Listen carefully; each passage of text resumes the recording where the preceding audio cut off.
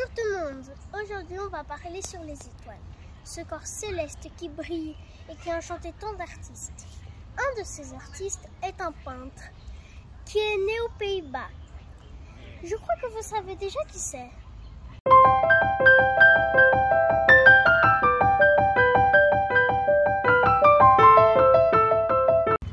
C'est ça. Vincent van Gogh est né le 30 mars 1953. Son père était pasteur et son oncle et son frère étaient des marchands d'art qui ont influencé le petit Van Gogh. Dès petit, Van Gogh aimait beaucoup dessiner. Il est l'aîné de 5 frères et sœurs. À 16 ans, Vincent entre en apprentissage chez son oncle qui a créé une entreprise internationale de vente de tableaux. Chic! Vous savez que Vincent parlait bien le français, l'allemand et l'anglais, donc il voyageait beaucoup à l'étranger. Et il a rencontré des artistes et il a visité même les musées de Paris et de Londres.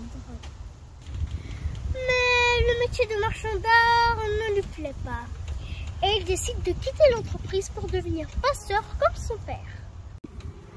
Mais il décide de devenir prédicateur.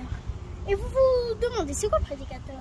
Prédicateur, ça veut dire enseigner la religion.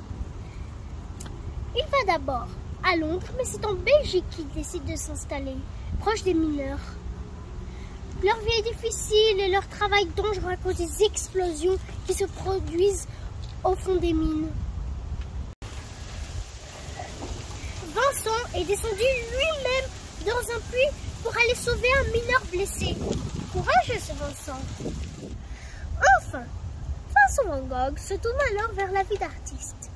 Il étudie la peinture et il s'installe à La Haye, aux Pays-Bas. Puis à Anvers et passe d'un atelier à l'autre. Il utilise toutes sortes de matériaux. L'aquarelle, l'huile, mais il se sert aussi de craie, de crayons et d'encre. Ensuite, Vincent van Gogh va à Montmartre, où il découvre de nouvelles formes de peinture, comme l'impressionnisme ou le pointillisme.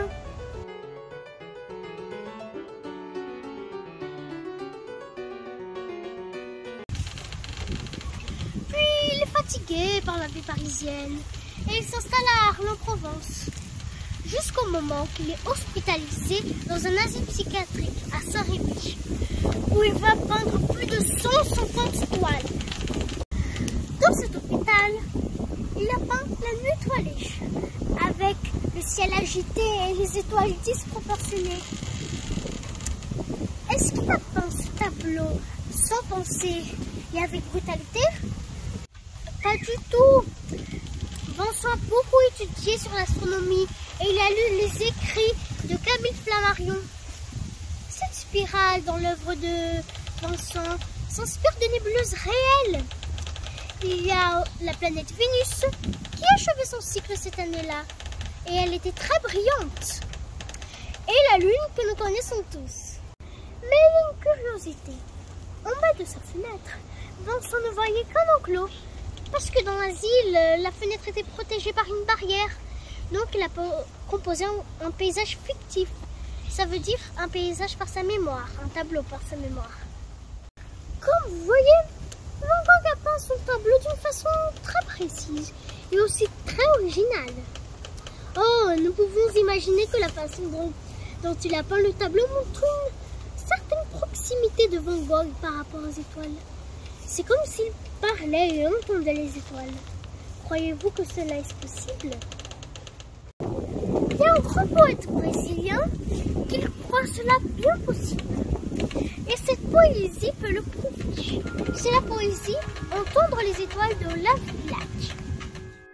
Olha, Juris, ouvir estrelas, certo pé chance. E eu vou gerir, no entanto, que para ouvi-las, muita vez desperto. E abro as janelas, pálido de espanto. E conversamos toda a noite, enquanto a Via Láctea, como um palho aberto, cintila. E ao vir do sol, saudoso em pranto, ainda as procuro pelo céu deserto. Direis agora, Deslocado, amigo, que conversas com ela? Que sentido tem o que dizem quando estão contigo? E eu vos direi, amai para entendê-las, pois só quem ama pode ter ouvido capaz de ouvir e de entender estrelas. Olavo Bilac.